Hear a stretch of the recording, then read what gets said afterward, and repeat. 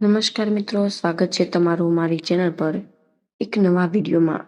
મિત્રો, આવનારી 6 જૂન ભીમ 11ના દિવસે મહિલા તેમજ પુરુષ આ 3 ભૂલથી પણ નહીં કરતા, નહીં તો તમારા ઘરમાં ઘોર ગરીબી આવી જશે અને આખો પરિવાર બરબાદ થઈ જશે। મિત્રો, ભીમ 11 એના જેવા પવિત્ર તહેવાર ઉપર જો તમે આ પ્રકારની ભૂલ કરો તો તમારા ઘરમાં ક્યારેય લક્ષ્મી માતાનો વાસ નથી થતો। તેમજ મિત્રો, આપણે એ પણ જાણશું કે આવનારી ભીમ 11ના દિવસે તમારે એવા કયા ખાસ ઉપાય કરવા જોઈએ અને સાથે એ પણ જાણશું કે એ 3 ભૂલ કઈ છે જે મહિલા તેમજ પુરુષે બિલકુલ પણ ન કરવી। સાથે જ આપણે ભીમ 11ના શુભ મુહૂર્ત, વ્રત, ઉપવાસ વિશે પણ જાણશું અને એ પણ જાણશું કે તમારે વ્રત રહેવાની સાથે જ એવી કઈ ભૂલ કરવાની નથી અને એ પણ જાણશું કે તમારે એવા કયા શુભ કાર્ય કરવા જોઈએ ભીમ 11ના દિવસનું તમને પુણ્ય પ્રાપ્ત થઈ શકે। તો મિત્રો, આ વિડીયોને છેલ્લે સુધી જોવા વિનંતી। મિત્રો, વિડીયોમાં આગળ વધતા પહેલા જો તમે ઈચ્છતા હોય કે મા લક્ષ્મીની કૃપા તમારી ઉપર સદા બની રહે તો આ વિડીયોને લાઈક કરી અને કમેન્ટમાં જય મા લક્ષ્મી જરૂરથી લખી દેજો।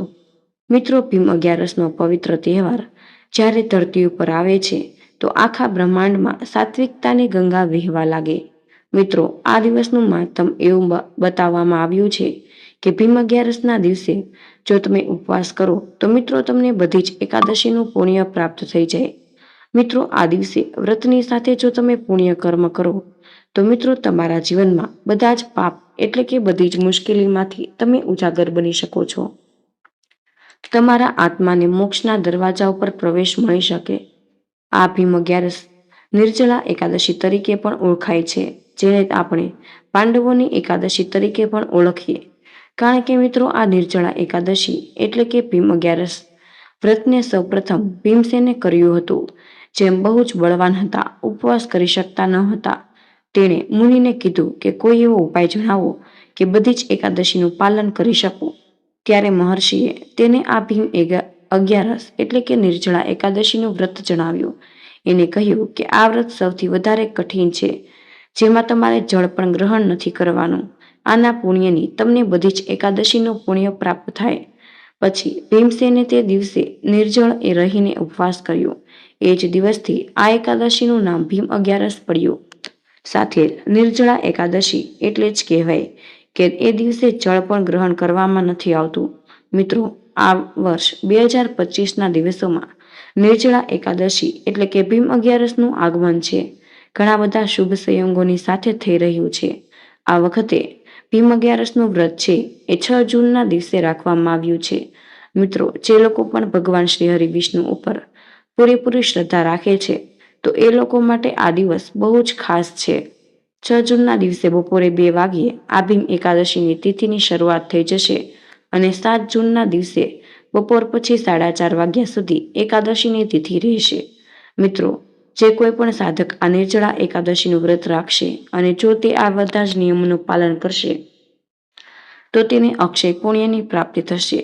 સાથે જ એ જાણશું કે મહિલા તેમજ પુરુષે ભીમ 11ના વ્રતમાં એવી ભૂલ કઈ ન કરવી જોઈએ।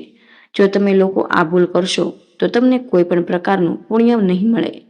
જો તમે આ પ્રકારની ભૂલ કરશો તો મિત્રો, જો તમે વ્રત રહો, પૂજા પાઠ, હોમ કરશો છતાં પણ તમને 11નું પુણ્ય પ્રાપ્ત નહીં થાય, કારણ કે મિત્રો આ 3 ભૂલ એવી છે કે જેને જો તમે આવનારી 6 જૂન ભીમ 11 એટલે કે નિર્જળા એકાદશીના દિવસે આ પ્રકારની ભૂલ કરો છો તો તમારા ઘરમાં ઘોર ગરીબી આવી શકે છે। સાથે જ તમારા ઘરમાં જો લક્ષ્મી માતાનો વાસ હોય તો વાસ પણ જતો રહે અને એ દિવસ જો લક્ષ્મી માતા તમારા ઘરના આંગણે આવશે તો દરવાજેથી જ પાછા વળી જશે। આથી ભૂલથી પણ આ 3 પ્રકારની ભૂલ નહીં કરતા। ભીમ 11ના દિવસે ભૂલથી પણ નહીં કરતા। આજના વિડીયોમાં આપણે જાણશું કે ભીમ 11ના થોડા મહાત્મ વિશે જાણીએ। મિત્રો, જેવી રીતે નદીઓમાં ગંગા શ્રેષ્ઠ, વૃક્ષોમાં કલ્પ શ્રેષ્ઠ છે, તેમજ તહેવારમાં દિવાળી, મિત્રો બસ એવી જ રીતે વ્રતમાં જોઈએ તો આ નિર્જળા એકાદશીનું સ્થાન છે એ સર્વોપરી મનાય છે, કારણ કે મિત્રો આ એકાદશી બધા જ પાપોના નાશ કરનારી છે, મોક્ષના દ્વાર સુધી તમને લઈ જઈ શકે છે। મિત્રો, જે કોઈ પણ વ્યક્તિ જીવનભર વ્રત જપ તપ નથી કરી શકતા, એ જ કારણે તે બીજી બધી એકાદશીના વ્રતનું પાલન નથી કરતા, તો એ વ્યક્તિ માટે આ ભીમ અગિયારસનો દિવસ છે એ એક દિવ્ય અવસર છે, જેનાથી તે બધી જ એકાદશીનું પુણ્ય દિવસે પ્રાપ્ત થાય છે. મિત્રો, ભીમ અગિયારસના દિવસે જો તમે જળ ગ્રહણ કર્યા વગર વ્રત કરો તો એ વસ્તુ બહુ જ કઠિન હોય, કારણ કે મિત્રો જો આજે તમારી તપસ્યા છે એ તમને આત્મિક શુદ્ધતા અને સાત્વિકતા પ્રદાન કરે છે. મિત્રો, આ દિવસે મન, વચન અને કર્મથી શુદ્ધ રહેવું આવશ્યક છે. તેમજ ભીમ અગિયારસના દિવસે તમારે વહેલી સવારે જાગીને બ્રહ્મ મુહૂર્તમાં સ્નાન કરવું જોઈએ. શુદ્ધ વસ્ત્રો ધારણ કરી ભગવાન શ્રી હરિ વિષ્ણુનું ધ્યાન કરતાની સાથે જ ભીમ અગિયારસના વ્રતનો સંકલ્પ લેવો. ત્યારબાદ શંખ, ચક્ર, ગદા, પદ્મધારી ભગવાન વિષ્ણુનું ચિત્ર અથવા તો મૂર્તિની સ્થાપના કરવી. મિત્રો, પંચામૃતથી તમારે તેનો અભિષેક કરવો, તેમજ પીળા ફૂલ અર્પણ કરવા અને તેને તુલસીના પાન પણ અર્પણ કરવા. પછી ઓમ નમો ભગવતે વાસુદેવાય નમઃ મંત્રનો જાપ કરવો. તેમજ આ ભીમ અગિયારસનો આખો જ દિવસ ભગવાનના નામના સ્મરણમાં વિતાવવો. આ દિવસે પાણીનું એક ટીપું પણ તમારે ન પીવું. ભગવાન વિષ્ણુની પૂજા અર્ચના કરવી જોઈએ અને ભજન કીર્તન કરવું. તેમજ એ દિવસની રાત્રે તમારે અવશ્ય જાગરણ કરવું જોઈએ. તેમજ એના પછીના દિવસે મિત્રો તમારે બ્રાહ્મણોને દાન કરવું જોઈએ અને તેને ભોજન કરાવવું. અને તમારે પોતે પણ આ વ્રતનું પાલન કરવું જોઈએ. એક માછલી પાણી વિના તો જીવી શકતી નથી. એ નિર્જળા એકાદશી વગર એ વ્યક્તિનું પણ આધ્યાત્મિક ઉત્થાપન થઈ શકતું નથી. મિત્રો, એકાદશી માત્ર ઉપવાસ જ નથી, પણ આત્મસંયમની પરીક્ષા માનવામાં આવે છે. આ દિવસે કોઈ પણ વ્યક્તિ ભગવાન વિષ્ણુનું સાચા હૃદયથી નામ લે છે, તેમજ તેની પૂજા અર્ચના કરે તો એ વ્યક્તિના જીવનની બધી જ મુશ્કેલીઓમાંથી મુક્તિ મળે છે. તેમજ તેના બધા જ જન્મોના પાપોનો નાશ થઈ શકે છે. આ દિવસે કોઈ પણ વસ્તુનું દાન કરવાથી એનું ફળ તમને બહુ જ ઉત્તમ પ્રાપ્ત થઈ શકે છે. જો આ ભીમ અગિયારસના દિવસે પીળા વસ્ત્રોનું દાન કરવામાં આવે, તેમજ એક જળથી ભરેલા ઘડાનું દાન કરવામાં આવે, તેમજ જો આ ભીમ અગિયારસના દિવસે અન્ન તેમજ ફળોનું દાન કરવામાં આવે છે, તો મિત્રો આ દિવસનું પુણ્ય તમને 7 જન્મો સુધી પ્રાપ્ત થઈ શકે છે. મિત્રો, વાસ્તુશાસ્ત્રની દ્રષ્ટિથી પણ આ દિવસનું બહુ જ વધારે મહત્વ છે. ભીમ અગિયારસના દિવસે ઘરના ઈશાન ખૂણામાં ભગવાન વિષ્ણુનો ફોટો લગાવી શુદ્ધ ઘીનો દીવો પ્રગટાવવો. તેમજ તમારા ઘરના બધા જ વાસ્તુ દોષ જલ્દીથી જ સમાપ્ત થઈ જાય. હવે જાણીએ કે તમારે ભીમ અગિયારસના દિવસે એવી કઈ ભૂલ ન કરવી જોઈએ કે જે ભૂલથી પણ તમારે ન કરવાની. ભૂલ વિશે જાણતા પહેલા જો તમે હજુ સુધી વિડીયોને લાઇક ન કર્યો હોય તો વિડીયોને લાઇક કરી ચેનલને પણ સબસ્ક્રાઇબ કરી દેજો. સાથે જ કમેન્ટ બોક્સમાં જય માતા લક્ષ્મી તેમજ જય વિષ્ણુ ભગવાન જરૂરથી લખી દેજો. ભીમ અગિયારસના દિવસે જે કોઈ પણ વ્યક્તિ આ વ્રત રહે છે તેમજ ઉપવાસ કરે તો મિત્રો તમારે ભૂલથી પણ પાણી આ દિવસે પીવું ન જોઈએ. મિત્રો, તમે પાણી આ દિવસે ગ્રહણ કરશો તો આ તમારું વ્રત છે એ તૂટી જશે અને તમને આ વ્રતનું કોઈ પણ પ્રકારનું ફળ પ્રાપ્ત નહીં થાય. મિત્રો, તમારી આવનારી ભીમ અગિયારસના દિવસે એકદમ સાત્વિક ભોજન જ ગ્રહણ કરવું. જો તમે આ દિવસે તામસિક ખોરાકનું સેવન કરશો તો મિત્રો તમારા ઘરમાં ઘોર ગરીબી આવી જશે. ભીમ અગિયારસના દિવસે બહુ જ શુભ મનાય અને આ દિવસ ભગવાન વિષ્ણુને સમર્પિત છે. અને જો તમે આવા પવિત્ર તહેવારો પર તામસિક ખોરાક ગ્રહણ કરો છો તો ભગવાન વિષ્ણુ તેમજ લક્ષ્મી માતા તમારાથી ક્રોધિત થઈ શકે છે. આથી તમારે આ દિવસે એકદમ સાત્વિક ખોરાક જ ગ્રહણ કરવો જોઈએ. સાથે જ ઘરના બધા જ સભ્યોએ આ વ્રતનું પૂરેપૂરું પાલન કરવું. તેમજ મિત્રો, જો એવા કોઈ વ્યક્તિ કે જે વ્રત ન રહી શકતા હોય તેમજ પૂજા પાઠ ન કરી શકતા હોય તો તેને પણ આ દિવસે માત્ર સાત્વિક ભોજન જ ગ્રહણ કરવું, ભગવાન વિષ્ણુના મંત્રોનો જાપ કરવો અને તેને ઉત્તમ ફળની પ્રાપ્તિ થઈ શકે છે. તેને આ દિવસનું પુણ્ય મળી શકે. તેમજ આવનારી ભીમ અગિયારસના દિવસે તમારે ઘરના આંગણે આવેલા કોઈ પણ ભિક્ષુકનો ઇનકાર ન કરવો. જો તમારા ઘરના આંગણે કોઈ ગરીબ વ્યક્તિ ભીમ અગિયારસના પવિત્ર દિવસ ઉપર આવે તો તમારે યથાશક્તિ પ્રમાણે દાન કરવું જોઈએ. આમાં તમે અન્નનું દાન, ધનનું દાન, વસ્ત્રોનું દાન તેમજ તમે કોઈ પણ વસ્તુ આપી શકો છો. જો તમે કોઈ જરૂરિયાતમંદ વ્યક્તિને વસ્ત્રોનું દાન તેમજ અન્નનું દાન કરો છો તો આ વસ્તુ બહુ જ શુભ મનાય છે. આનાથી ભગવાન વિષ્ણુ તેમજ લક્ષ્મી માતા સાક્ષાત આશીર્વાદ તમને પ્રાપ્ત થાય છે, જેનાથી તમારા ઘરની બધી જ ગરીબી સમાપ્ત થઈ જાય. તેમજ મિત્રો, ભીમ અગિયારસના દિવસે તમારે પોતાના ઘરના સભ્યોની સાથે ભૂલથી પણ ઊંચા અવાજે વાત ન કરવી.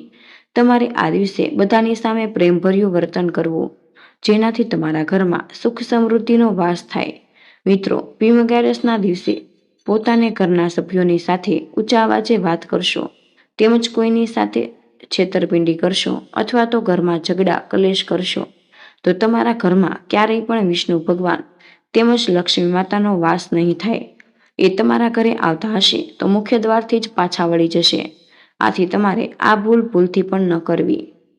પવિત્ર તહેવાર ઉપર ઝઘડો કલેશ ન કરવો જોઈએ. સાથે જ એક એવી ભૂલ છે કે જે તમારે બિલકુલ પણ ન કરવી. આવનારી ભીમ અગિયારસના દિવસે તમારે સંપૂર્ણ રીતે બ્રહ્મચર્યનું પાલન કરવું જોઈએ. મિત્રો, પતિ પત્ની જે હોય એણે આ ખાસ દિવસે બ્રહ્મચર્યનું પાલન કરવું જોઈએ. કારણ કે મિત્રો, આ દિવસ એટલો શુભ અને પવિત્ર છે કે આ દિવસે જો તમે બ્રહ્મચર્યનું પાલન નથી કરતા તો તમે પાપ લાગી શકે છે અને તમારા ઘર ઉપર દોષ પણ લાગી શકે છે.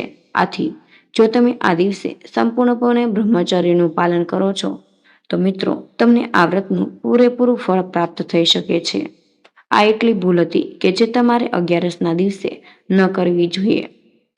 અને જો તમે આ બધી વસ્તુઓનું પાલન કરો તો સંપૂર્ણપણે નિભાવો છો તો તમારા ઘરમાં સાક્ષાત ભગવાન વિષ્ણુ તેમજ લક્ષ્મી માતાનો વાસ થઈ શકે છે. તમારા ઘરમાં સુખ સમૃદ્ધિ આવે. તેમજ મિત્રો, હવે આપણે જાણીએ કે ભીમ અગિયારસના દિવસે કરવામાં આવતા ખાસ ઉપાય વિશે વાત કરી લઈએ. ભગવાન શિવના શિવલિંગની પૂજા અર્ચના વિશેષ રૂપથી કરવામાં આવે છે. આ દિવસે એવી માન્યતા છે કે પાંડુપુત્ર ભીમ ક્યારેય ભૂખ્યા ન રહી શકતા હતા. ભીમ અગિયારસના દિવસે આખો દિવસ તેણે ઝાડ ઉપર બેઠા બેઠા પસાર કર્યો અને ઝાડ પર બેઠા હતા તે ઝાડ બીલીપત્રનું હતું અને એ ઝાડની નીચે જ શિવલિંગ હતી જેની કોઈ પૂજા કરતું ન હતું. અને આ દિવસે એકાદશી હોવાથી ભીમ દ્વારા અજાણતા જ ભૂખ્યા અને તરસ્યા શિવલિંગની પૂજા અર્ચના થઈ ગઈ હતી. તેથી જ ભગવાન શિવ ભીમ ઉપર ખુશ થયા અને આશીર્વાદ આપ્યા. સાથે જ એવી માન્યતા છે કે આ દિવસે તમે જે કંઈ પણ ઉપાય કરો તો તમારી મનોકામના અવશ્ય જ પૂર્ણ થાય. મિત્રો, ભીમે આ દિવસે નિર્જળા ઉપવાસ કર્યો હતો તેમજ ધન લાભ જેવા વરદાન માંગ્યા. આ ઉપવાસ કરવાથી લાભ મળે તેવી ભગવાન શિવને પ્રાર્થના કરી. એવી માન્યતા છે કે બીજી તરફ આ વ્રત કરવા પાછળ બીજી પણ એક કથા છે, જેમાં ભગવાન ત્રિવિક્રમની પૂજા વિધિપૂર્વક કરવામાં આવે અને એવું કહેવાય કે ભગવાન વિષ્ણુની સાથે આ દિવસે પૂજા અર્ચના કરવાથી બાલાજીના દર્શન થાય છે. માન્યતા પ્રમાણે સમસ્ત પાપ અને કષ્ટોનું પણ નિવારણ તમને મળી જાય છે. મિત્રો, અગિયારસના દિવસે જેટલું જ ફળ મળે છે, મિત્રો, નિર્જળા એકાદશીના દિવસે ભગવાન વિષ્ણુની મૂર્તિ અથવા ચિત્ર સામે ઘીનો દીવો પ્રગટાવો. આમ કરવાથી તમને ઈચ્છિત પરિણામ મળે છે. આ દિવસે તમારે તુલસીના છોડ પાસે ઘી અથવા તલના તેલનો દીવો પ્રગટાવવો જોઈએ. તેનાથી ઘરમાં સકારાત્મક ઉર્જા આવશે. ભીમ અગિયારસના દિવસે મુખ્ય પ્રવેશ દ્વાર પર દીવો પ્રગટાવવાથી બધી જ નકારાત્મકતા દૂર થઈ જાય છે. આનાથી દેવી લક્ષ્મીનું આગમન થાય છે. તેમજ આ દિવસે તમે પીપળાના ઝાડ પાસે દીવો પણ પ્રગટાવી શકો છો. આનાથી પૂર્વજોના આશીર્વાદ મળે છે તેમજ જીવનમાં સુખ અને સમૃદ્ધિ આવે છે. ભીમ અગિયારસના દિવસે સફેદ રંગની કોડીઓ લાવી શુભ માનવામાં આવે છે અને તેને ઘરે લાવ્યા પછી શુભ મુહૂર્તમાં હળદરથી પીળી બનાવી લાલ કે પીળા રંગના કપડામાં બાંધી દો. પછી તેને દેવી લક્ષ્મીને અર્પણ કરો અને વિધિવત પૂજા કરવી. દ્વાદશી તિથિ પર તેને તિજોરી કબાટ પર, તિજોરીમાં અથવા રૂપિયા રાખવાની જગ્યા ઉપર મૂકી દો. તેમજ ભીમ અગિયારસના દિવસે મોરના પીછા લાવવું શુભ માનવામાં આવે છે. કારણ કે ભગવાન શ્રી કૃષ્ણને મોરના પીછા ખૂબ જ પ્રિય છે અને તે જ વિષ્ણુનો અવતાર છે. ઘરમાં મોરના પીછા રાખવાથી નકારાત્મક ઉર્જા દૂર થાય છે અને સાથે જ સુખ સમૃદ્ધિની પ્રાપ્તિ થાય છે. તેમજ મિત્રો, શાસ્ત્રોમાં શંખને દેવી લક્ષ્મીનો ભાઈ માનવામાં આવે છે. કારણ કે સમુદ્ર મંથન દરમિયાન શંખનો પણ ઉદ્ભવ થયો હતો. આવી સ્થિતિમાં ઘરમાં શંખ રાખવાથી સુખ સમૃદ્ધિ આવે છે અને દેવી લક્ષ્મીની અસીમ કૃપા બની રહે છે. નિર્જળા એકાદશીના દિવસે ઘરમાં મોતી શંખ અવશ્ય જ લાવવા. આમ કરવાથી ઘરમાં સકારાત્મક ઉર્જા પણ વધી શકે છે. તેમજ 11ના દિવસે કામધેનુ ગાયને ઘરમાં રાખવી ખૂબ જ શુભ માનવામાં આવે છે, કારણ કે મા લક્ષ્મી સાથે અન્ય દેવી દેવતાઓ તેમાં વિરાજમાન હોય છે. આ સ્થિતિમાં નિર્જળા એકાદશીના દિવસે કામધેનુ ગાયની મૂર્તિ લાવીને ઘરની ઉત્તર પૂર્વ દિશામાં રાખો. આમ કરવાથી વ્યક્તિ દરેક ક્ષેત્રમાં સફળતા મેળવી શકે છે, સાથે જ દરેક કાર્યની સિદ્ધિ કરી શકાય. મિત્રો, ભીમ 11ના દિવસે ઘરમાં વાસળી લાવવી શુભ માનવામાં આવે છે. વાસળી ભગવાન કૃષ્ણને ખૂબ જ પ્રિય છે. વાસ્તુશાસ્ત્ર અનુસાર વાસળી વાસ્તુ દોષોને દૂર કરવા અને આર્થિક સમસ્યાઓથી છુટકારો મેળવવામાં મદદ કરે છે. એટલા માટે આ દિવસે તમે વાંસ અથવા નાની ચાંદીની વાસળી લાવીને ઘરમાં રાખી શકો છો. તેમજ મિત્રો, પૂજાના સમયે નિર્જળા એકાદશીના વ્રત કથા જ સાંભળવી જરૂરી છે. જે વ્યક્તિ આ કથા સાંભળે છે તેને પણ ભગવાન વિષ્ણુની કૃપા પ્રાપ્ત થાય છે. તો મિત્રો, આ ખૂબ જ મહત્વપૂર્ણ માહિતી છે અને કમેન્ટ બોક્સમાં જય શ્રી કૃષ્ણ અવશ્ય લખી દેજો. તમને વિનંતી છે કે જો હજુ સુધી વિડીયોને લાઇક ન કર્યો હોય તો વિડીયોને લાઇક કરી ચેનલને સબસ્ક્રાઇબ જરૂર કરી દેજો. જય શ્રી કૃષ્ણ. રાધે રાધે. ધન્યવાદ.